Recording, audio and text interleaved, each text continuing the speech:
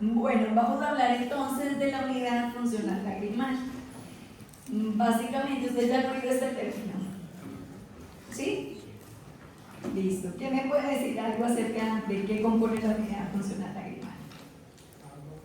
3 componentes: agua, lípidos y mucina. Ok, esa es la película lagrimal y está súper bien. La película lagrimal tiene eso, pero la unidad funcional lagrimal. O sea, por la lágrima principio, por la... Ajá.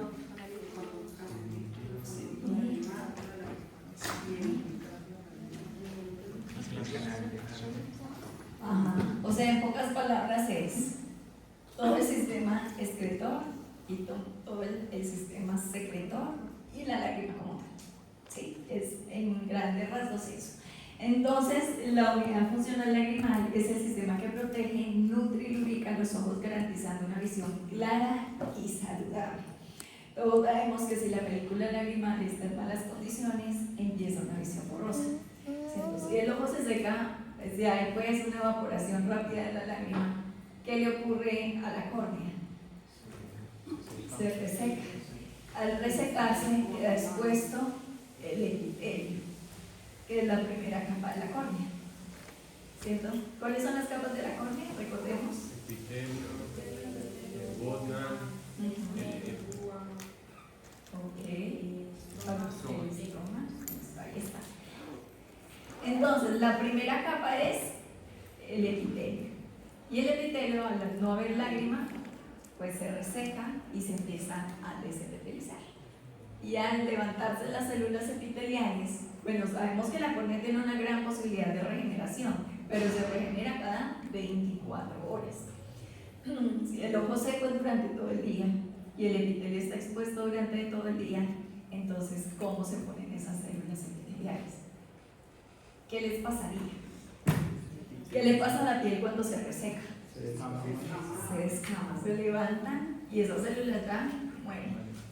Si no alcanzan a regenerarse y están descamando constantemente, ¿qué empieza a generar?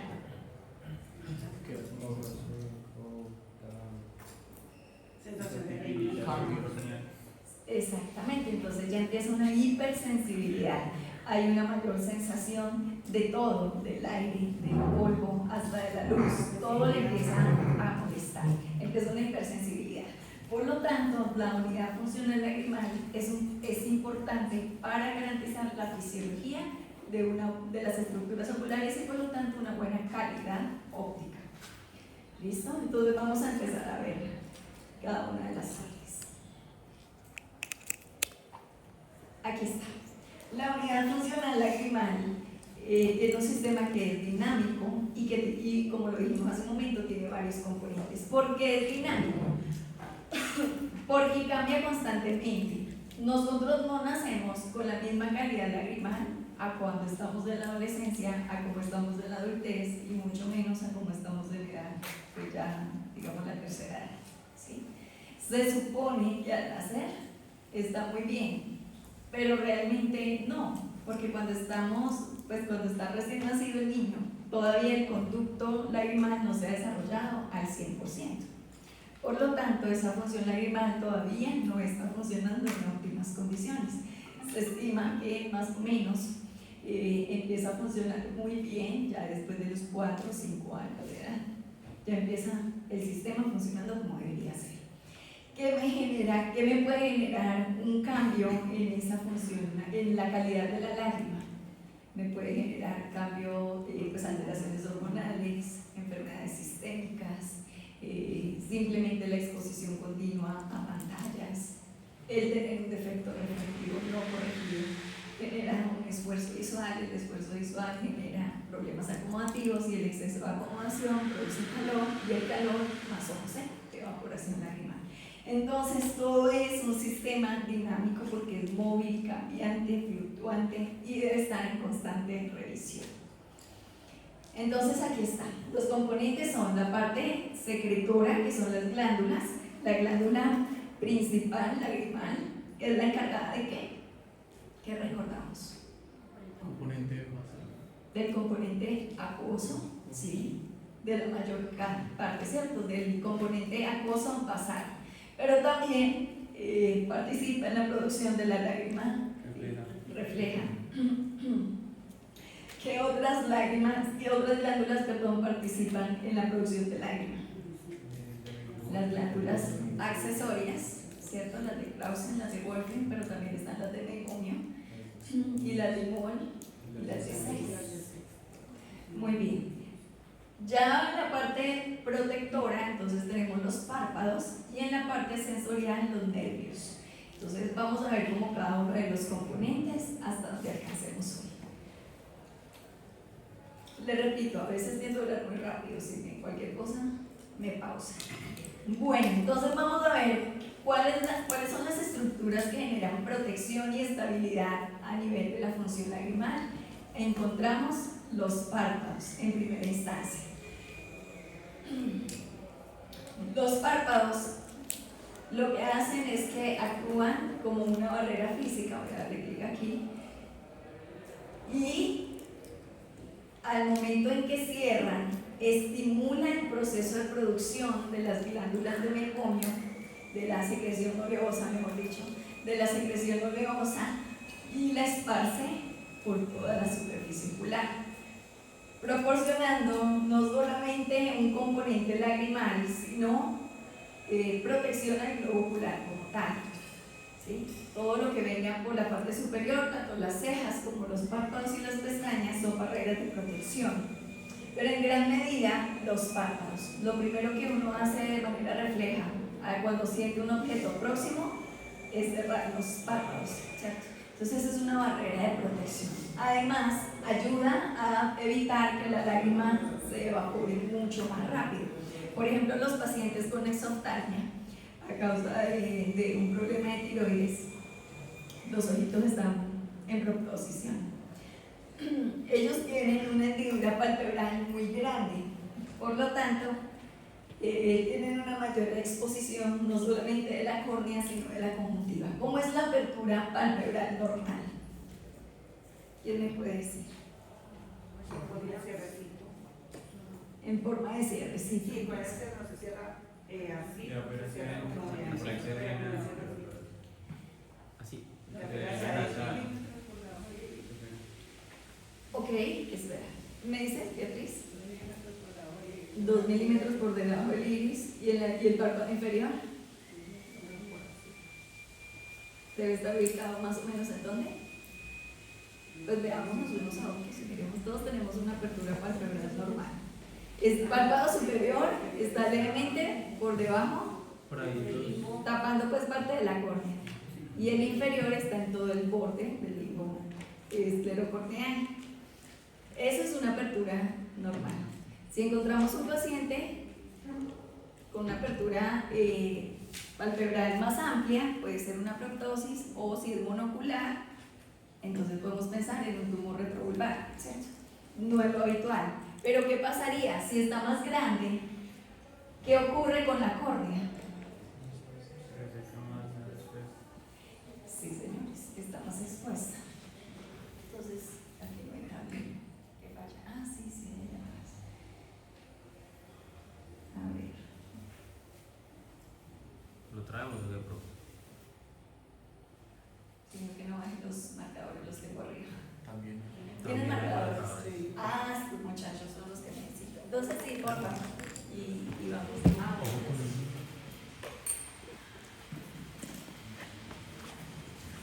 Protege una parte de la córnea y en el párpado inferior queda prácticamente sobre el limbo esclerocorneal. Esto visto de frente. Visto de lado, que es más o menos lo que está mostrando el dibujo allá. Entonces está el globo ocular, la córnea y viene el párpado así.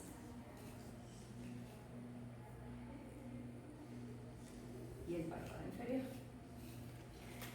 ¿Dónde están ubicadas las glándulas? En el borde, por la parte interna. Aquí hay unas, las de Mollis, ¿cierto? Y las de meiomio están así, hasta el fondo del saco. Y aquí están las otras. Listo.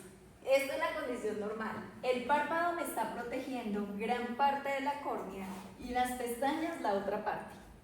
Está protegida completamente.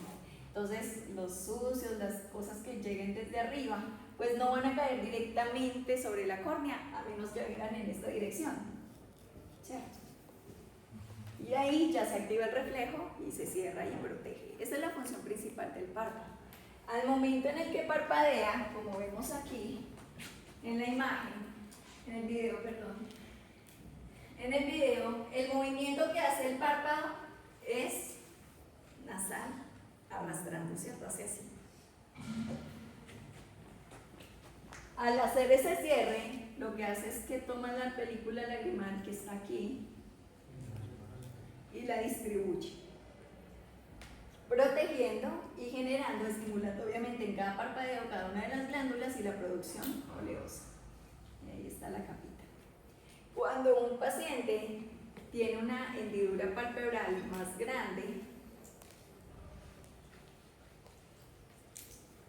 y el párpado, digamos, está aquí, como esta superficie es en una curvatura y más alta, el párpado va a quedar hacia arriba, no va a quedar en disposición descendente, sino ascendente. ¿Y qué pasa con la córnea? Queda mucho más expuesta. Todo lo que venga acá va a pasar derecho. Y adicional, al tener una mayor exposición, la longitud del párpado y la laxitud del párpado, al momento en el que cierra, me va a dejar un espacio aquí. Entonces, el párpado va a cerrar y va a quedar acá. Y este va a llegar acá. Y siempre va a haber una zona expuesta porque no alcanza a cerrar completamente. De la fisiología de la córnea y la fisiología lagrimal empiezan a fallar. Por eso hay que, a los pacientes que tengan una proptosis o exoftalmos, es muy importante hacer una muy buena valoración lagrimal. Hay que mirar la tonicidad de los párpados y hay que evaluar si efectivamente hay un cierre completo o no de la hendidura palpebral. ¿Listo? Eso es, recuerden que vamos a ver solo condiciones de normalidad. Eso es lo que tenemos que valorar. Lo que tenemos que valorar si es completo y qué, ¿no? La tonicidad del párpado, ver si hace el cierre o el parpadeo completo. ¿Por qué es importante que haya un parpadeo completo? Porque, como lo dice en el último punto, ayuda a limpiar. O sea, no solamente restablece la superficie de la lágrima, sino que ayuda a limpiar. Si tenemos una alteración a nivel del funcionamiento de las glándulas y se produce una mayor capa oleosa, nosotros vamos a percibir que al momento del parpadeo se va a ver como más nublada, como grasosa, ¿sí? Y el paciente dice, es que yo parpadeo y veo borroso. Tengo que parpadear varias veces para que nidifique. Es porque se expresan esas glándulas de más. Exactamente, está produciendo una secreción muy densa, no está tan líquida y tan fluida. ¿Sí? Entonces el paciente dice, tengo que parpadear varias veces. Entonces hay que escuchar muy bien al paciente y desde allí empezar la valoración. ¿Listo?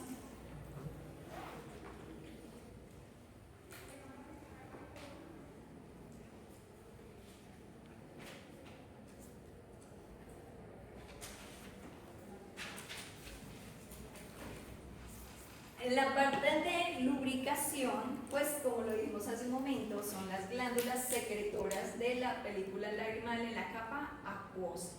Entonces, la capa oleosa, perdón, me devuelvo un momentico, la capa oleosa lo que me produce es una estabilidad de la película lagrimal, ¿cierto?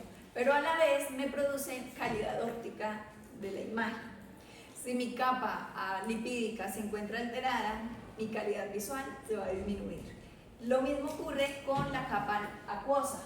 La capa acuosa se produce pues por la glándula lagrimal principal, pero también por las glándulas accesorias. En cada parpadeo se produce el efecto de producción lagrimal.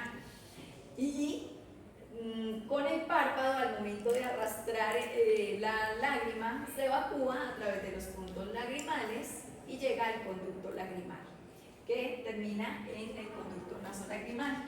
Finalmente se evacúa a través de la nariz. La glándula lagrimal principal es la que me produce la mayor cantidad de lágrima. Por lo tanto, es la que puedo valorar con el test de Schirmer. Pero con el test de Schirmer 1. ¿Sí? El Schirmer 2 se aplica anestesia y me evalúa, el Schirmer 1 me está evaluando ¿qué? ¿Han visto algo? La calidad de lágrima. La cantidad. La cantidad. ¿Cómo es la tirilla de Schirmer? Tiene Bueno, como más o menos así. 2 milímetros ahí. Exacto. Me está cuantificando la producción en milímetros.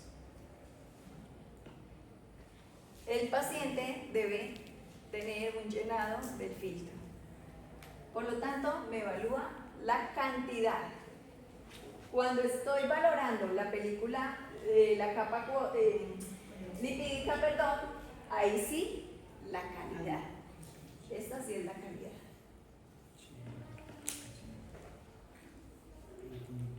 Perdón, profe, cuando se evalúa la capa lipídica es la calidad. La calidad y la capa acuosa es la cantidad.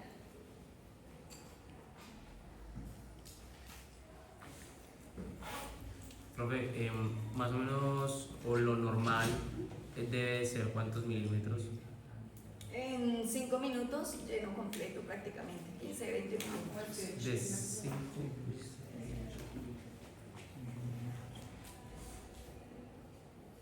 Schirmer. Y ese para la cantidad de Schirmer 1. Sí. Ahí como no tienes, o sea, lo estás poniendo directamente, luego vemos pues bien la técnica, pero como lo estás poniendo directamente sobre la conjuntiva, te produce una sensación de cuerpo extraña. Por lo tanto, te mide la cantidad de lágrima refleja. Para medir la cantidad de lágrima basal, entonces ya se utiliza el Schirmer 2, que es con anestesia. Entonces te controla la parte refleja y solamente la producción basal.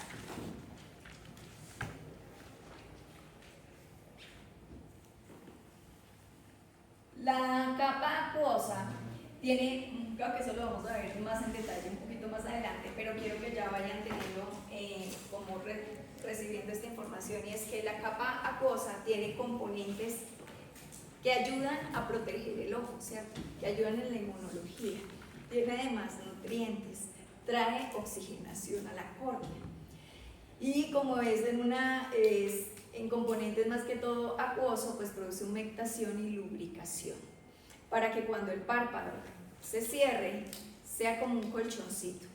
La capa lipídica sirve como para que ruede más fácil, como para que sea más liso el parpadeo, perdón. Pero la capa acuosa es para que sea como un colchón y no frote directamente la córnea. Si hubiese una fricción, por ejemplo en un ojo seco, y hay una fricción, no solamente está expuesto, ya dijimos que estaba expuesto y se produce desepitelización y muerte celular, pero si además con el párpado pasa y raspa, ¿qué puede producir? Laceraciones. Entonces cuando uno va y le pone fluoresceína al paciente, se ven como rayones así, como si un gato hubiera pasado por la córnea. Es por la resequedad que hay en el párpado, y si además tiene papilas o folículos o un orzuelo o cualquier otra cosa, pues entonces talla mucho más.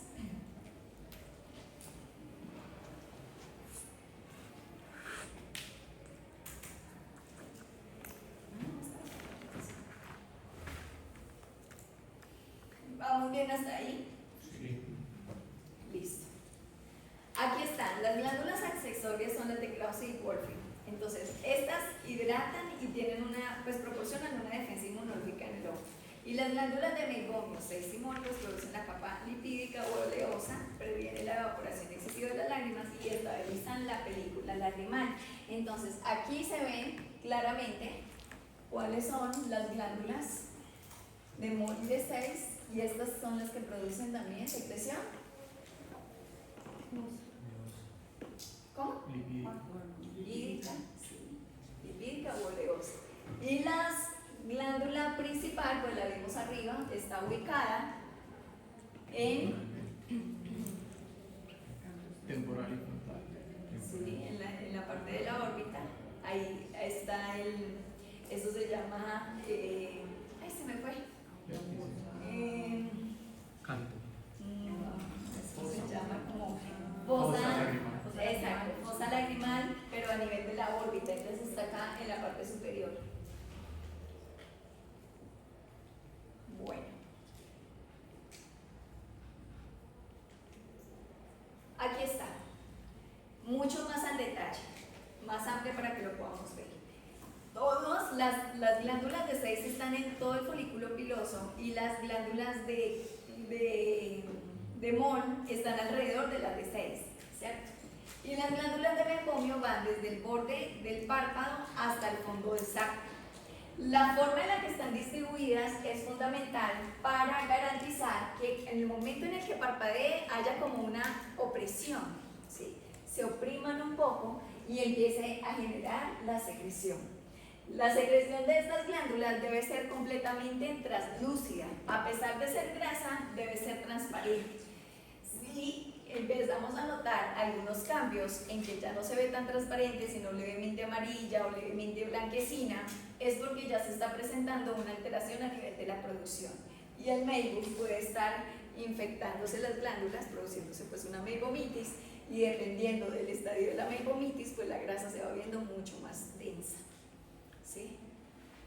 Por lo tanto, lo que nosotros debemos ver cuando estemos haciendo la valoración en la prendidura es cómo están los puntos de secreción de las glándulas de meibomio y los puntos de secreción de las glándulas seximol.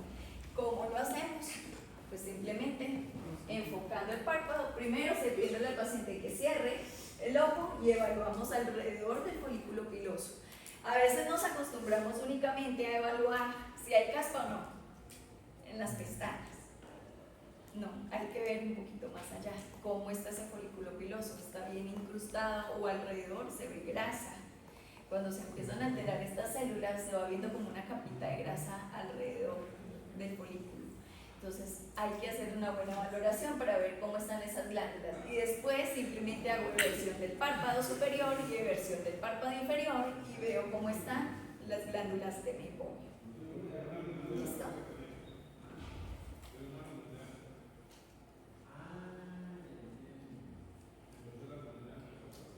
Así entonces, ya después de ver el sistema excretor, vamos a ver también secretor, vamos a ver el sistema excretor. Entonces, aquí está una imagen donde se muestra en la fosa de orbital. Aquí está la glándula lagrimal, se produce el parpadeo, se estimula la producción de la lágrima a través de aquí del segundo punto que están los conductos excretores de la glándula lagrimal, están justo debajo del párpado superior y se estimula también la secreción a través de las glándulas de meibomio y de las glándulas accesorias. Después de que se produce el parpadeo, entonces la lágrima sale con todos sus desechos hacia los puntos lagrimales. Entonces tenemos un punto lagrimal superior y tenemos un punto lagrimal inferior. ¿Qué debemos observar allí? Que estén permeables, que el orificio esté abierto. ¿Y cómo lo evaluamos? ¿Saben? ¿Sí? ¿No han visto de pronto? Simplemente se hace como un bombeo, se hace la eversión y se hace como un bombeo, y generalmente cuando hay lágrimas hace como unas burbujitas chiquiticas, y ahí ya sabemos que hay permeabilidad. El agujerito obviamente se va a ver pues abierto y completamente permeable. Hay que evaluar los dos porque evaluamos casi siempre el de abajo, pero el de arriba se nos olvida. Entonces hay que evaluar los dos. Luego vamos a ver el saco lagrimal. Pues el saco lagrimal está aquí nasal, no lo vemos, pero podemos palpar si notamos algún abultamiento. Si no, pues quiere decir que está en condiciones normales. Luego vamos al conducto lagrimal superior, que es la unión de los dos puntos lagrimales. Ellos se encuentran y ahí empieza el saco lagrimal superior, el conducto lagrimal superior, perdón. Encontramos también la carúncula, que a veces la confundimos con una pingüécula o a veces con el principio pues, de un pterito, que es lo mismo. Pero no, toca diferenciar muy bien. ¿Cuál sería el diagnóstico diferencial entre una carúncula y una pingüécula? ¿Qué se les ocurre? El color. El color. La forma. ¿De qué color es la carúncula? Rosadita. ¿Y la pingüécula? Más amarillo. Blanquecina, amarilla. a La veces forma y la más ubicación, pues la pingüécula está un poco más acá, el pterigo es mucho más hacia la conjuntiva. Ujú. Y además, ¿qué me dijeron por allí? ¿Alguien habló? De crecimiento triangular, la pingüe. La pingüécula, la verdad, todavía no es triangular. El terigio sí, pero la pingüécula todavía no, es más como una manchita, es una neoplasia ahí desarrollándose. Pero sí, la ubicación y las características físicas, ¿no? La pingüécula, perdón, la carúncula tiende a tener una forma redonda con unas microvellosidades. Y siempre está muy en la parte nasal, en todo el ángulo nasal. La pingüécula, si bien puede salir por aquí, o puede salir por aquí, o puede salir por aquí, en cualquier parte, no es, generalmente no tiene un abultamiento tan redondo. La neoplasia tiende a ser más bien como horizontal. Tiene pigmentación blanca o amarilla. Y generalmente no tiene microvellosidades, sino que es superficie conjuntivo, pues tejido conjuntival, entonces eso no tejido conectivo. Ese es el diagnóstico diferencial. Entonces no hay que confundirlas, evaluamos sí, que tenga buen color, que tenga las condiciones pues normales. Luego vamos a los conductos lagrimales inferiores, por donde sale la lágrima, que es el número 7. Aquí está, sale de aquí y se curva hacia acá. Luego viene el cornete medio, sale por acá y viene el cornete. Y por último el orificio del conducto nasal, donde ya se une pues el conducto lagrimal con el conducto nasal. Y listo, y se desecha. Ya estas son las partes pues como de la nariz, el nervio inferior y el cornete inferior. La lágrima se desecha por la nariz. Por eso cuando lloramos, moqueamos, porque todo se evacúa por ahí. Es importante el sistema excretor como el sistema secretor, porque todo debe ser un equilibrio. La cantidad de lágrima que se produce debe ser igual a la cantidad de lágrima que se saque, que se secreta. Debe ser igual. Si de pronto hay un exceso de producción de lágrima, ¿qué puede ocurrir? Lagrimeo. ¿Y el nombre clínico? Epífora. Entonces empieza a generarse epífora. ¿Qué otra cosa puede generar epífora? Desde lo que hemos visto.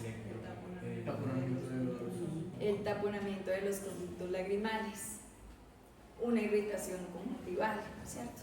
Alguna alteración en la superficie ocular. Un ojo seco puede causar epífora, aunque uno dice, pero ¿cómo si está seco va a causar epífora? Pero es como un lágrima reflejo.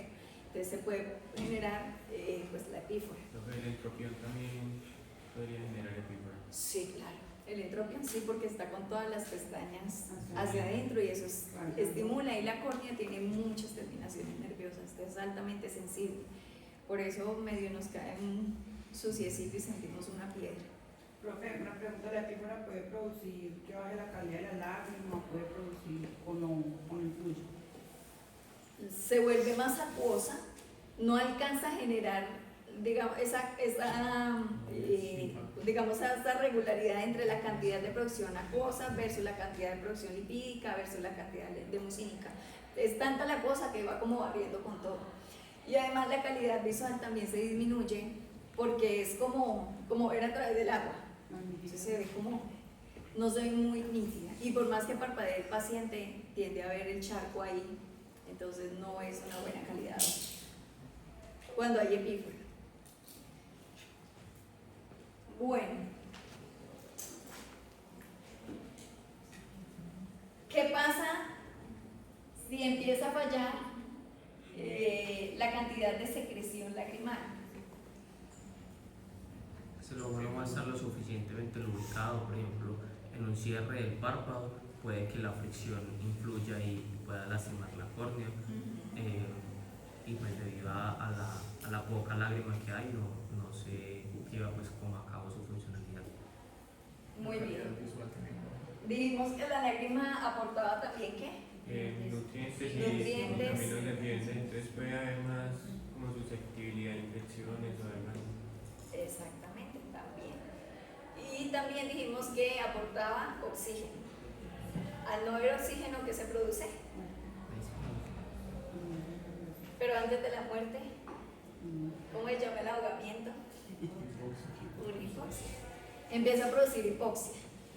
Entonces se queda sin oxígeno, empieza a producir hipoxia, terminan muriendo, pero el sistema, o sea, nosotros somos muy bien hechecitos, entonces dicen, no, yo necesito oxígeno.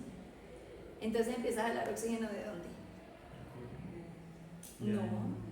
La córnea necesita oxígeno, no lo puede tener de la lágrima y obviamente no es capaz de absorber el oxígeno del ambiente. Pronto de la sangre, De la sangre. Entonces, ¿qué empieza a generar? hiperemia. Hiperemia. Aumenta el calibre de los vasos, haciéndose más grandes, más anchos, para que entre más sangre y pueda jalar más oxigenación. Pero entonces, claro, al estar así, además de producir hiperemia, pues más que hiperemia, se produce telangiectasia, ¿no? Inyección ciliar. Se aumenta y fuera de eso, detrás de que se engrosan, producen un crecimiento anormal de microvasos. Y generalmente, esto se llama pues inyección conjuntival, ¿cierto? Alrededor de toda. Y generalmente son de mala calidad, porque son vasos que no deberían estar ahí, sino que se generaron nuevos por la necesidad.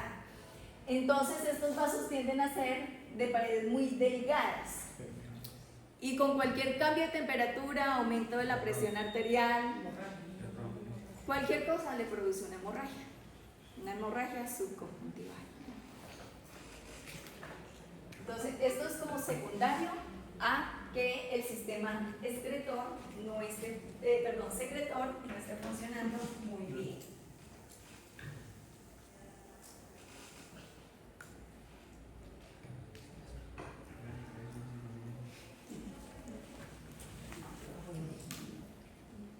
Bueno, vamos a hacer una actividad. ¿Qué se le quiere medir? Entre todos. Somos un grupito. El trabajo en equipo es fundamental. ¿Lo están tomando bien en serio? No, está muy bien. Pero alguien que se arriesgue, alguien que se... Los demás le El pueden celular se soplar. arriesgó. Se arriesgó el celular. Creo que el profe primero me hago. Ah, de partes. Ah, ok. Ah, está fácil.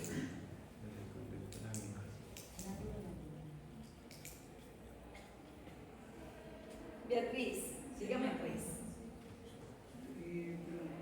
Miren, en la parte superior está el nombre. Eso es glándula lagrimal superior. Está en inglés. Pero ustedes todos son bilingües. Han hecho mini-lessons, todos. Pero, o sea, ¿qué le digo? Tienes que decirme cuál es.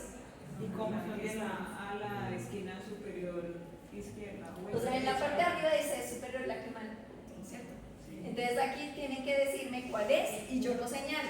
Si está correcta o está incorrecta, pues aquí me lo marca. Dice que es esta. No, esa es la parte nasal. La nasal. La superior, pero no. ¿Aquí? Nasal. La nasal. No, la nasal. ¿Aquí? Arriba. No, Arriba. arriba. Sí. Ahora el inferior. Abajo. Es el de abajo. Sí. Dos correctas, una incorrecta. Ducto nasolagrimal, pues. Conducto nasolabial. Ay, es el estándar de la derecha. El de O abajo. este, ¿cuál? El último, el de abajo. No, el de arriba. El de arriba. El de arriba. Te queda más fácil por el Este abajo. es el- El de abajo. El de abajo. ¿Cuál? El de abajo. Bien. Entre el amarillo y Carúncula. El de medio, la amarilla. Aquí. Esa. Ah. El saco, el de arriba y de la izquierda. El de abajo. abajo. No, la derecha. Ese. Canto un la canto en derecha. la bandera, es de la izquierda. Bueno, la derecha de mi ¿El paciente. de la derecha? La derecha del paciente. Ahí. Ese canto.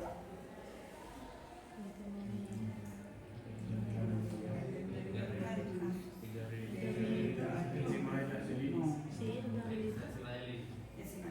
Encima del iris. sí. No, ves, ya encima está. del otro, la derecha encima del otro. Este.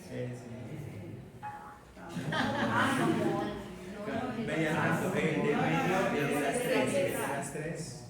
En el medio De la de mitad, sí, tres. ese. Ah, bien. Vea, tienen. Ah, no, sí, pensé que tenían más errores que aciertos. Ah. Les quedan 4. No nos tiene. Doctor Lagrimal. El punto de arriba. Encima del verde. Encima del El de la verde. Y el canal. Encima del verde. Este. No, no, no. No, no, no, el no, de- no, es de la izquierda, no, es de la izquierda. El de arriba, profe, ese. Muy bien. El de abajo. El naranja. Abajo el Abajo, naranja, abajo, abajo el abajo. naranja. De abajo naranja este. La Ah, arriba ya, izquierda. Arriba. Ahora sí. Esa es. Superior, el de arriba. Arriba el naranja. Arriba del Profe, Con la Canal. Sí, Arriba del naranja. Ah, Ah, ya. Aquí. Ese. Sí. Y ya, ya, arriba. 71% de aciertos, 3,5 pasaron. Ay, raspado. Raspado, pero pasamos. Pero digamos que es el idioma, es el idioma. Sí, sí. Bueno, muy bien. Preguntas hasta aquí. ¿Algo más que quieran saber del sistema secretorio y excretorio?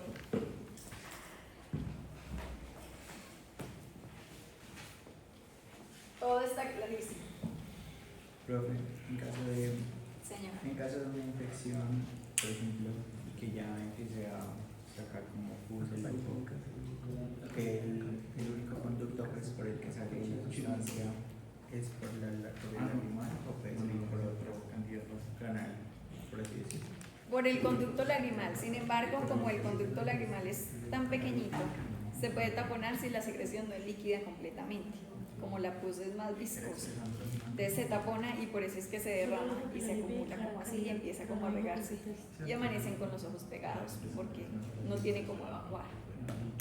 Qué bueno que es para la infección. Pero cantidad ¿Alguna otra pregunta? Profe, la calidad de la capa lipídica, de pronto, ¿cómo podemos saber? ¿O solamente expresándola o de qué manera? Desde la anamnesis. Desde la anamnesis, podemos presumir si el paciente tiene o no un problema visual. Sí. Ve lagrimal. Luego termino aquí con las patas paradas. Me miran desde el esquí. ¿Cómo podemos saber? El paciente, lo primero que dice, pues lo que les comenté, ¿no es cierto? Entonces yo parpadeo y veo borroso desde que hago el parpadeo.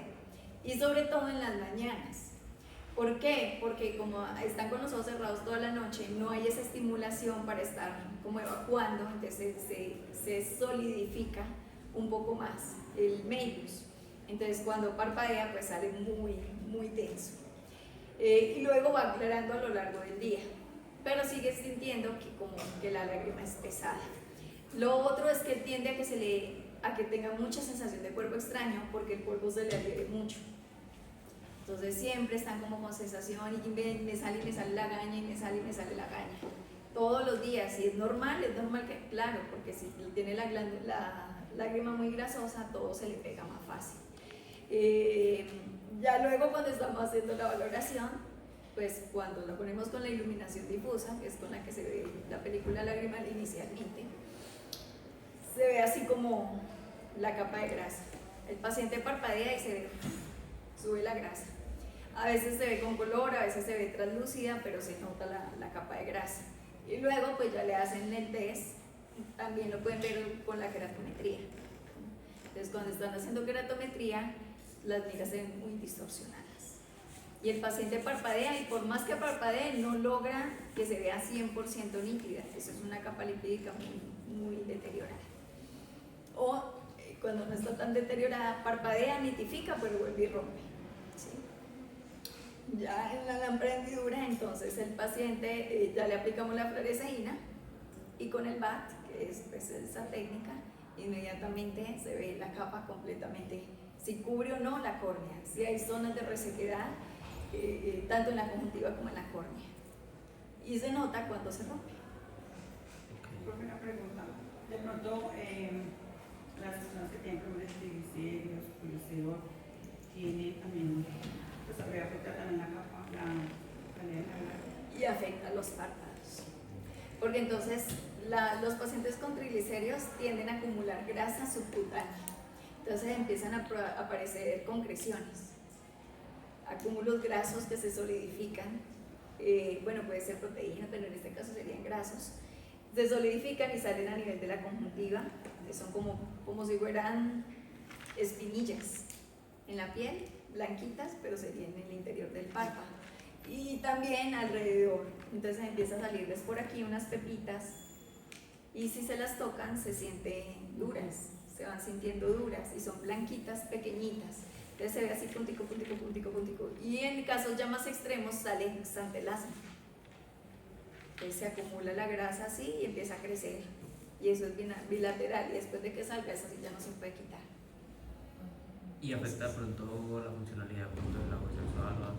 ¿De la qué? O sea, ¿se afecta la huella visual o algo Ah, solamente? sí, claro. O solamente por No, eso? sí, claro, porque también al generarse... Miren que a mí me gusta dibujar. Tiene también borrador, ¿no? Con un Hasta papel, ya- profe, con un papel del Ah, baño. con chulas. Ah, bueno, gracias. También está analizando. A la próxima traigo todo.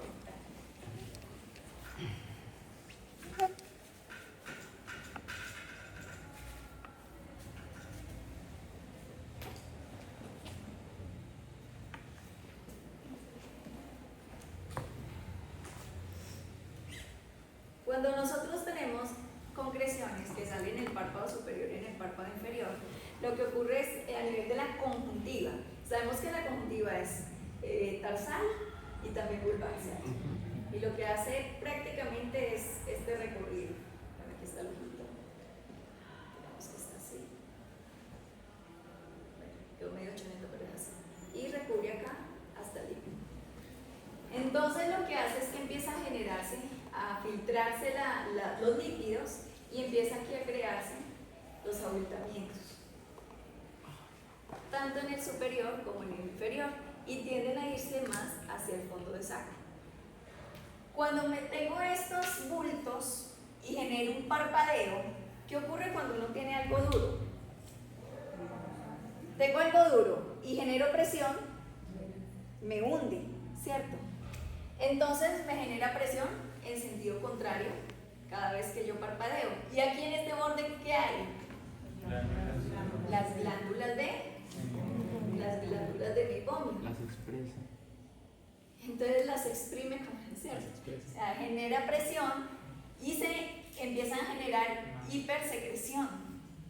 Al generar hipersecreción, la grasa aquí se vuelve más Densa. densa y más cantidad, más gruesa. Y Aumenta como la producción de esa grasa. Y adicional, si tengo aquí un bulto duro, aunque esté recubierto por tejido conectivo conjuntival, me está generando también roce sobre el globo ocular, sobre el tejido de la conjuntiva, pero a la vez también sobre el globo ocular, produciendo lesiones en la superficie. Sí, te respondí la pregunta. ¿Alguna otra pregunta?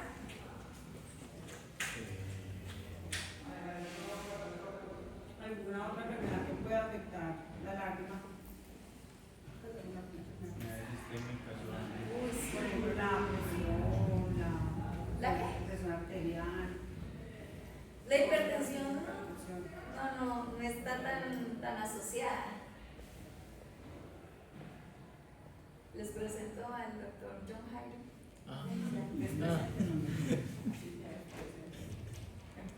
Doctor John Jairo, ¿cómo está? Buenos días. Buenos días. Menos papa, no responda.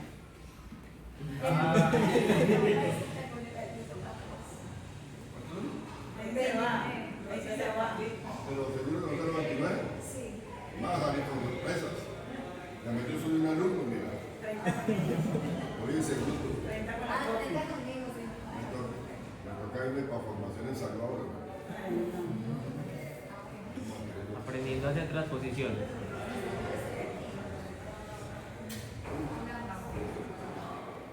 Creo que usted está los lunes. John Jairo, usted está los lunes. Usted está los lunes. ¿O no? Usted está solo los jueves. El jueves a las 11 que está haciendo.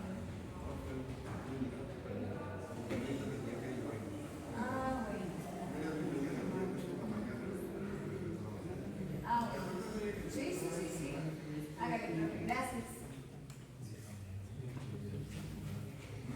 Enfermedades sistémicas que pueden producir ojo seco, el síndrome de Sjögren. Puede producir ojo seco, pues, muy fuerte. La hipertensión, Como algo como más común. Que uno diga, ven, esto. algo muy común que afecta a la lágrima, los anticonceptivos. En las mujeres es muy común. Los pacientes diabéticos también tienen afección lagrimal o problemas pues, de cambios de glicemia. Los pacientes con colesterol, pues con hipercolesterolemia en general, triglicéridos, colesterol. La diabetes sí, también, pero más por los cambios osmóticos, pero sí. Las personas que sufren de orzuelos constantemente, de blefagitis, también. Así me cogiste así como que.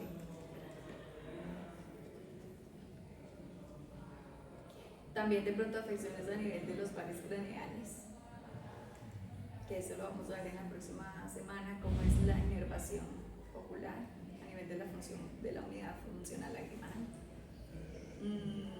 Bueno, no sé, así como que me acuerde en este momento así, pero sé que obviamente deben haber muchísimas más que me acuerdo en este momento, pero no puedo averiguar. ¿Listos? Sin dudas, todo claro hasta ahí. Sistema excretor, ¿quién lo compone? Excretor. No, ese es secretor. Secretor, lágrima, glándula lagrimal. Secreta y excreta es sacar.